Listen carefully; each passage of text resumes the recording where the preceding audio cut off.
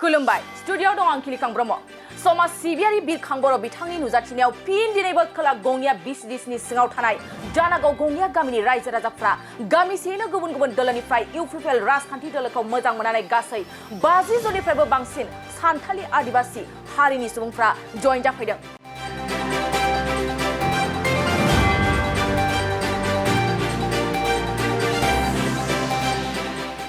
बयजोंबो सिनायजानाय सासे हारिनि जाथि अनफावरि समाज सिबियारि मानव सेवा संघनि बोसोनगिरि बिरखां बर' बिथाङा इउपिपिएल दोलाव फैखांनायनि उनाव गुबुन गुबुन बियाबनि सिङाव थानाय गोबां बिपिएफ दोलोनिफ्राय जइन जाबोनायखौ गोबां खौरां बिजोङाव नुबोगासिनो दं।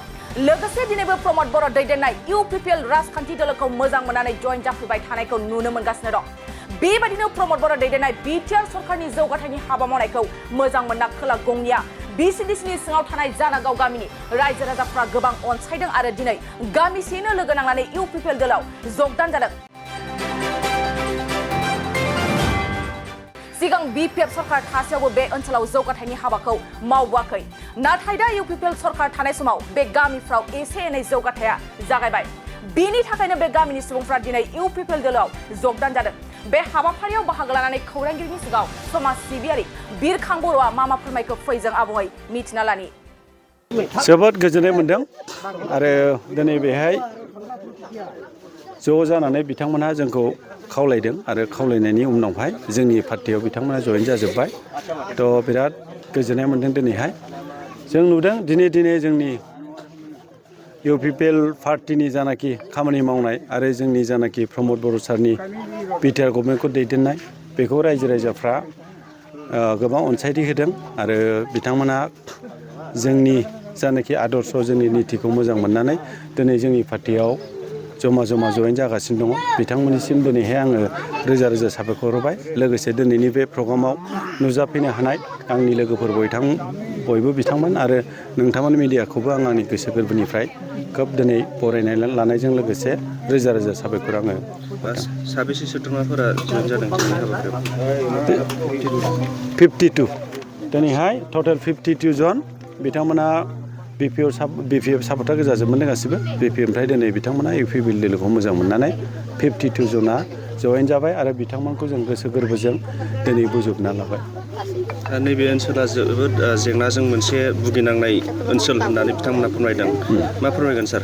नंगौ, बिथांमोननि जेंनाया गोबां भुगिनानै थानाय गोदोनिफ्रायनो एसे एनै दा न'फोर मोनदों, एसे डेभेलप जादों बा जाबोगासिनो दङ। आं सान्दों दिनै जोङो इउपिपिएल दोलोआव बाहाय हाबफैखांनायनि उनावहाय बिथांमोननि दुखु सुखुखौ जों खबरबो लाजोब्बाय।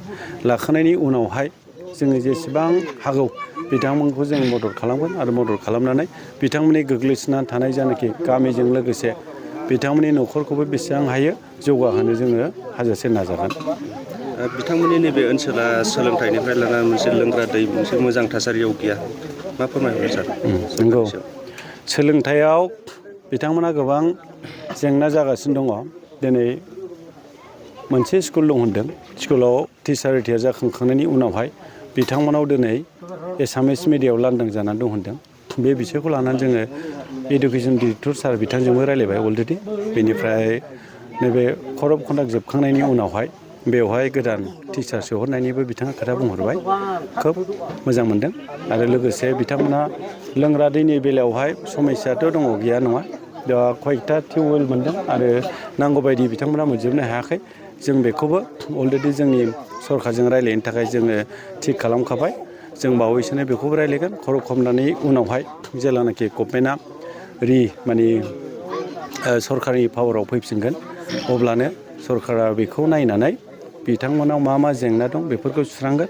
जोंहा 100% आसा दङ आरो जोंबो बे पार्टिनि नाजानानै दिनै हागौमानि जोंबो नाजागोन। আমি আগত বিপিএফত আছিলোঁ, এতিয়া ইউপিপিএলত যোগদান কৰিছোঁ আৰু আমাৰ বহুতো অসুবিধা আছে। আমাৰ মানে 1 নং গংগিয়া গাঁৱৰ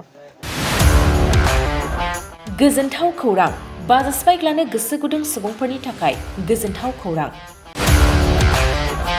क'क्राझार सहराव थानाय दावहारु अट' एजेन्सिया 27 मार्चनिफ्राय 30 एप्रिलसिम बिहु एन्ड ईद धमाका अफार आरो एक्सचेन्ज मेलानि गोबां खाबुफोर होगासिनो दं।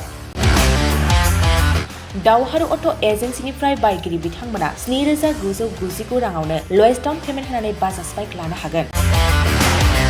दावहारु अट' एजेन्सि श'रुमजों लोगोसे कारिगाव फेस्टिभ आउटलेट आरो दतमा फेस्टिभ आउटलेट आरो भटगाव फेस्टिभ आउटलेट ब्रान्च श'रुमाव होबाय थानाय बिहु एन्ड ईद धामाका अफार आरो एक्सचेन्ज मेलाव फैनानै नोंथांनि लुबैनाय बाजाजनि बाइकखौ लांफैनो हागोन।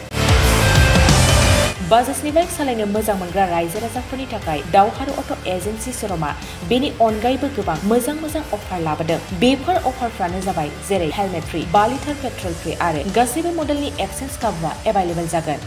आरोबाव गुबुन मोनसे मोजां खाबुआ जादों 500 रां होग्रोनानै गोसोबादि बाइकखौ नोंथाङा आवगायना दोननो हागोन। गोबां बाथ्रा मिथिबावनो थाखाय 600039878822018193 जानबुं नाम्बारनि गेजेरजों खौरां लाहरनो हागोन।